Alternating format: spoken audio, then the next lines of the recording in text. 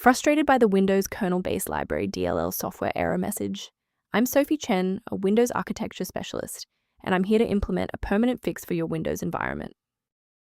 Before we get into the manual guide for Windows Kernel-Based Library, you can try the suggested utility for improving overall system health. This is the Windows Kernel-Based Library. This library is the foundational layer of the Windows API, providing the primary interface between user mode applications and the NT executive. It handles memory management, process, and thread creation, and localized error handling.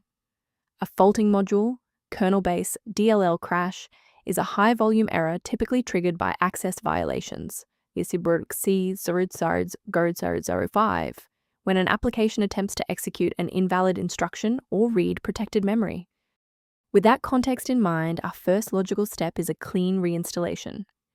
Kernelbase is maintained by Windows itself. Run the system file checker by typing sfc/scan now in an elevated command prompt to detect and repair system-level file issues. If no luck was had with the Redistributable package, we will escalate the fix by performing a targeted reset of the system state. A quick reboot can determine if the error is transient. While it won't fix a deleted file, it can re-establish the connection between your software and the Windows Kernel-Based Library file if the path was temporarily busy. Make sure to save your spot by bookmarking this video, or hit the like button before you restart so you don't have to search for it again. Next, we'll move beyond the basics. If your screen hasn't changed after the restart, follow me to step 3. If you need to pause the video while your folders load, don't hesitate.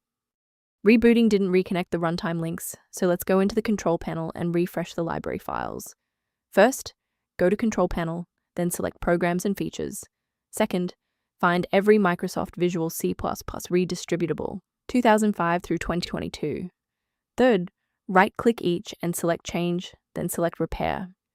If that fails, download the latest all-in-one VC++ Redistributable package from Microsoft's website.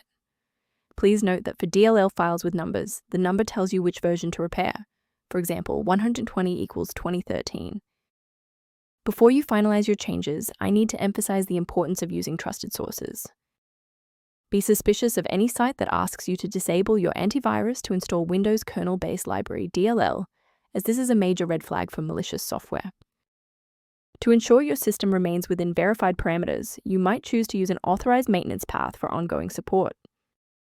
The official utility reference below outlines an approach to managing Windows Kernel-Based Library within a Windows library environment.